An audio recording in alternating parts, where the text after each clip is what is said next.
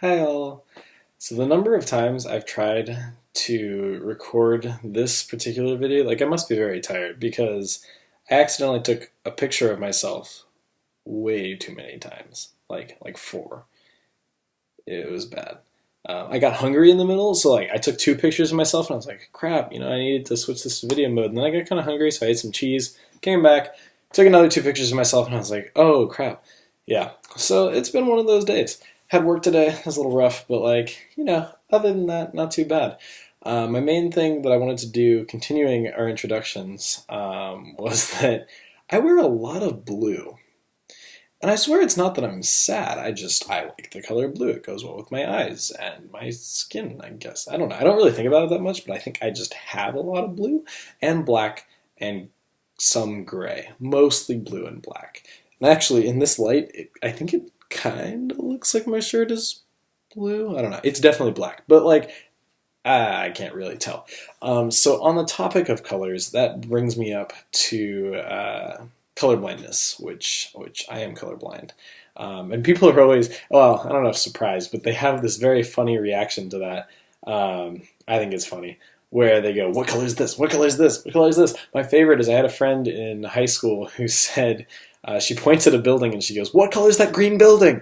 And I was like, huh? Was that a trick question? It was very entertaining. And so I've been handed Rubik's Cubes. I've been asked, what color is your shirt? I've memorized a lot of the colors of my shirts, actually, specifically for that reason, especially like the red and green ones because they're confusing. And a little bit about colorblindness. I'm deuteranopic, and if you are really curious, there's three kinds of colorblindness as far as like vague generalities go, but each one has kind of its own spectrum of severity. I'm a moderate deutan, I don't know. And so, it's basically like red, green, blue and purple are kind of weird. Red and brown are kind of weird. Green and brown are sometimes weird. Like, there's kind of a lot of colors in there. Yellow, orange is sometimes a little strange.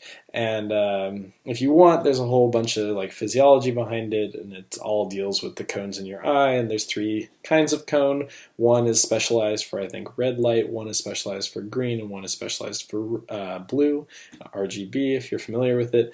And they each kind of cover not like one specific wavelength, but they kind of cover like a series of wavelengths centered around the one. And that's really kind of an interesting thing to talk about. One of the main ways that this manifests in my daily life is video games, because video games, at least as far as I can remember, maybe this has changed, they used to be the default was the bad guys were red and your friendlies were green. And I actually, because of the kind of the hue they used and the shade of red and green they used, I couldn't tell them apart. Now, if someone's shooting at you in an FPS, first-person shooter, versus if they're not shooting at you, it's pretty easy to tell if they are friendly versus enemy. But every once in a while, I would try and shoot someone that was on my team, and it was kind of funny. Usually in a lot of first-person shooters, there's no friendly fire, so you don't have to worry too much about that. But it is kind of entertaining, and the person will look at you and go, hey, man, what the hell? So it was very entertaining, and that's really the main way that it got brought up. Every once in a while, like my parents would point at something and be like, oh, that thing's so pretty. And I'd say like, yeah, I love the green in it. And they'd go, that's red. And I would kind of look at them and just laugh. But other than that, it doesn't really show up that often. Some people are like, I think a lot of people now like to bring up like, well, what if my red is not your red and your green is not my green? And like, that's all fine and dandy. But whatever the version of the color it is that you think that my perception layer of my mind is kind of swapping, it swaps it with other colors too, which is not good. That is not the ideal. And so I do know about the Enchroma glasses. They are very cool. One day I will try a pair, but I'm not sure I want to try a pair without being able to wear them forever. And I think that they are also better for people who have a different cone flipped off. Although maybe Dutan's it works as well. I haven't really looked into it too much. But that is kind of my cool little, well, maybe not cool, interesting, hopefully, anecdote of today about myself. It generally comes up in the conversation pretty early on whenever I meet someone, so I feel it is a pretty appropriate introductory sort of anecdote and commentary. Um, it's not that bad. Colorblindness is one of those things where I think a very large percentage of guys, around like 20 or 12%, admittedly those are very different, but something in the double-digit percentages, less than 30% of guys are in some way colorblind, and they live. A lot of people don't know they're colorblind. I found out actually in I think first grade. The school I went to was a charter school, and they had kind of this like mandatory test tests that you took. To this day, it is the only test I've ever cheated on, and I failed horribly. It was those dot tests. They had like a booklet of dots. They handed out to each kid a booklet, and then they said, write down the thing you see in the center. And so I assumed that all the things that were in the center were numbers, because the kid next to me, his booklet only had numbers. My booklet had shapes too. One of them was a sailboat. I very clearly remember this because I put the number 4 for a sailboat. It was pretty clear that 1, I was colorblind as hell, and 2, I was cheating on this test. I wrote down answers. I had an answer for every single one.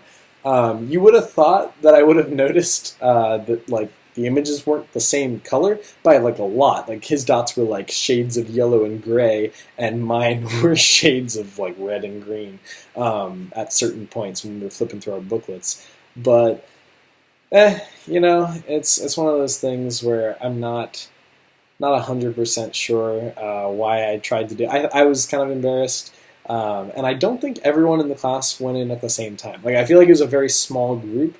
I have a pretty vague memory of this, but I think it was just like 3 of us, and we all had to do this. And I remember being like, "Oh no, like I can't see anything. I must be like stupid," and so I cheated on it and failed. And then they were like, "Oh yeah, go see your optometrist. They'll help you out."